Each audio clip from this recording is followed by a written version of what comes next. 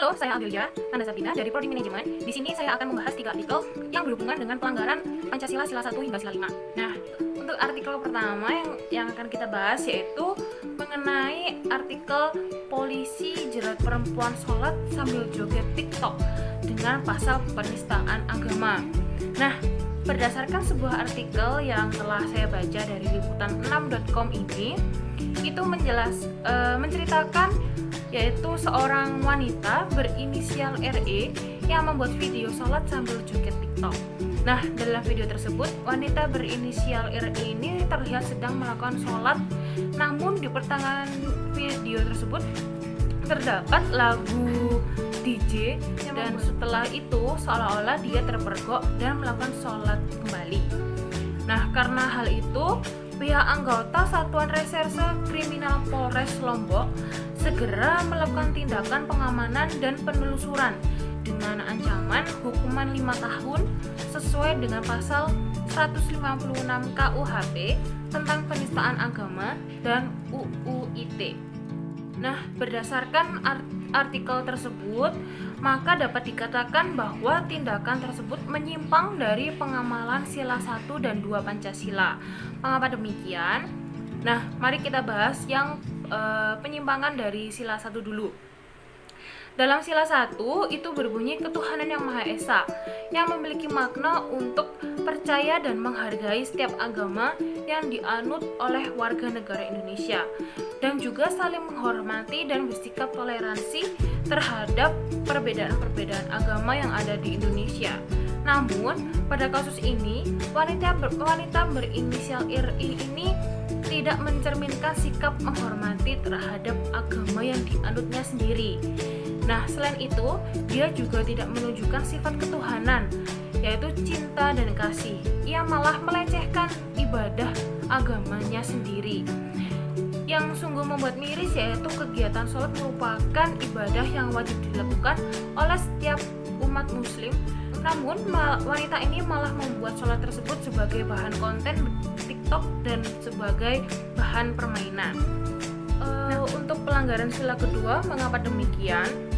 Dalam sila 2, yaitu kemanusiaan yang adil dan beradab, memiliki makna untuk kita tetap menghargai dan menghormati seluruh perbedaan yang ada, seperti suku, ras, budaya, dan agama. Namun, yang dilakukan oleh wanita berinisial RI ini adalah melakukan penghinaan terhadap agama muslim dan terlihat juga tidak menjunjung nilai kemanusiaan yang beradab. Nilai kemanusiaan yang beradab berarti mereka bisa menjunjung tinggi harkat dan martabatnya sendiri.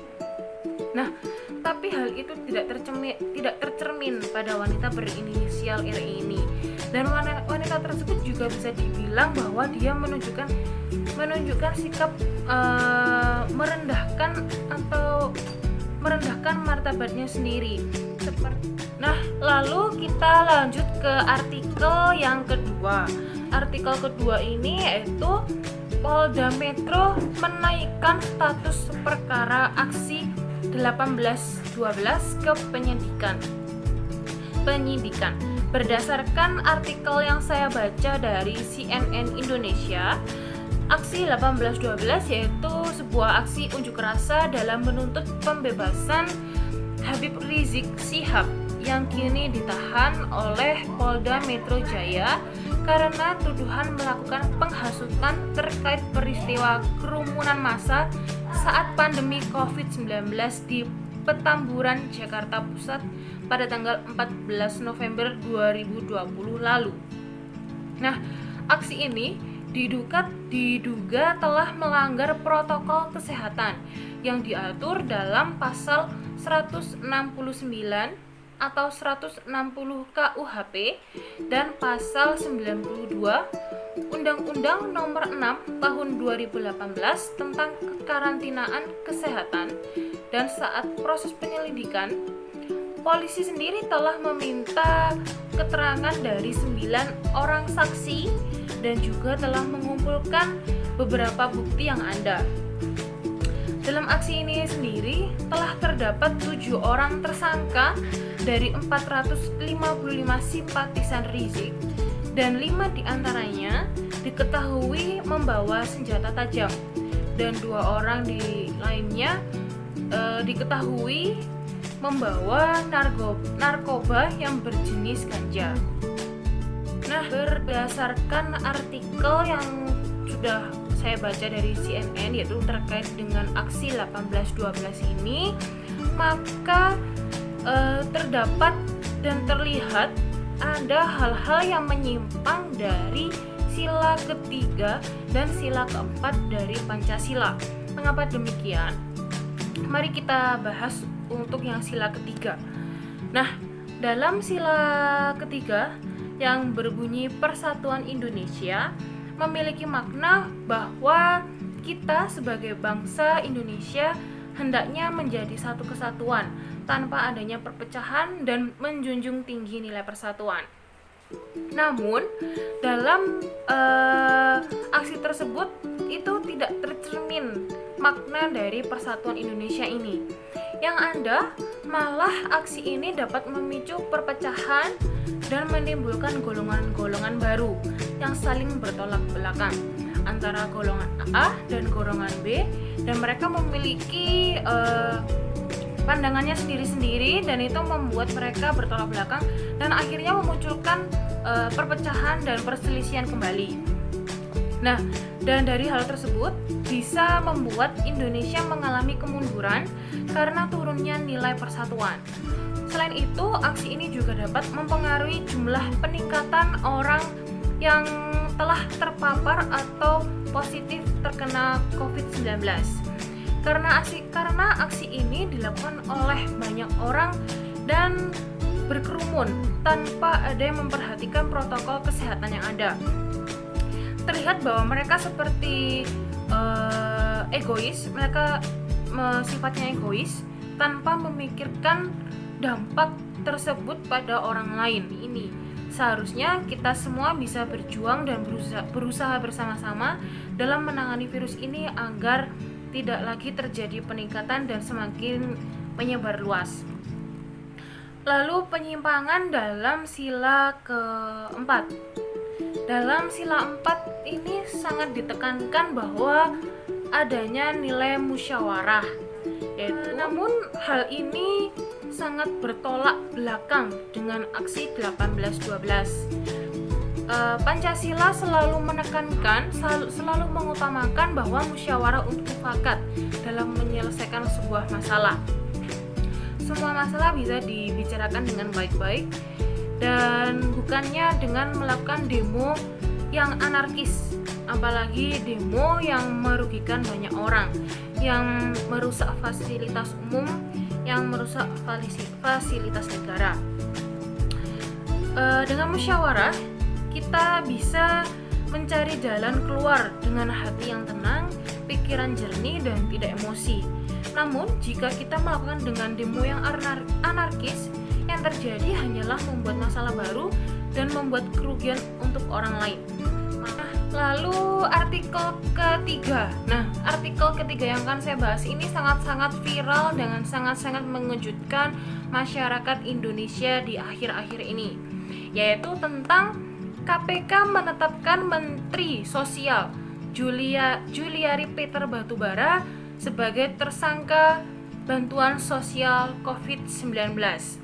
Berdasarkan artikel yang saya baca dari cnnindonesia.com, KPK telah menetapkan Menteri Sosial Juliari Peter Batubara sebagai tersangka dalam kasus korupsi bantuan sosial COVID-19. Saat ini, KPK telah menangkap dan menetapkan 4 tersangka lainnya yang ikut andil dalam kasus ini. Dalam kasus ini, tim KPK telah mengamankan sejumlah uang yang terdiri dari mata uang rupiah, mata uang dolar Amerika, dan dolar Singapura dengan total sebesar 14, miliar rupiah. Juliari menerima fee sebesar Rp10.000 per paket bansos yang ada. Pada gelombang 1 pembagian paket bansos, ia mendapat sebesar 12 miliar rupiah, dan pada gelombang 2 sendiri ia mendapatkan 8,8 miliar rupiah yang kabarnya digunakan untuk keperluan pribadi. Berdasarkan artikel dari CNN Indonesia tentang KPK menangkap Menteri Sosial, terlihat bahwa kasus ini sangat menyimpang dari sila 5 Pancasila yang memiliki makna bahwa seluruh masyarakat Indonesia berhak untuk mendapatkan keadilan yang sama tanpa memandang perbedaan suku, ras, agama, dan budaya yang ada. Namun makna tersebut sangat berbanding terbalik dengan kasus ini. Dan yang lebih parahnya lagi yaitu tersangkanya adalah seorang pejabat tinggi atau menteri yang seharusnya bisa menciptakan kesejahteraan seluruh rakyatnya. Padahal pada saat ini Indonesia sedang terkena musibah yaitu pandemi COVID-19 yang saat ini banyak masyarakat yang harus kehilangan pekerjaannya karena mendapat pemutusan hubungan kerja atau PHK, dan mereka sangat kalang kabut harus kemana mereka mencari pekerjaan. Namun siapa sangka justru dari pembagian bansos tersebut Menteri Sosial mencari kesempatan untuk melakukan tindakan korupsi yang jelas-jelas untuk digunakan sebagai keperluan pribadinya. Hal ini sangat disayangkan dan sungguh miris sekali. Karena di saat rakyatnya kesusahan untuk mencari nafkah dan mencari makan, justru seorang menteri dengan pendapatan yang sangat jauh dan sangat mencukupi jika dibandingkan dengan rakyatnya yang malah mengambil uang rakyatnya sendiri. Dan berdasarkan dari pembahasan 3 artikel tersebut yang perlu saya garis bawahi dan saya simpulkan bahwa saat ini, di zaman ini, nilai-nilai yang ada dalam Pancasila ini mulai terkikis dan mulai dilupakan. Hal ini diakibatkan kurangnya pemahaman mengenai Pancasila oleh kalangan anak muda. Nah, oleh karena itu, marilah kita semua bersama-sama membangun Indonesia kembali supaya menjadi negara yang maju dan seluruh rakyatnya bisa mengimplementasikan perbuatan dan sifat-sifat yang sesuai dengan pengamalan dari Pancasila sendiri. Marilah kita semua selalu menebarkan hal-hal baik, hal-hal yang bersifat positif bagi sesama yang sesuai dengan 1/5 Pancasila. Sekian dari video saya, terima kasih.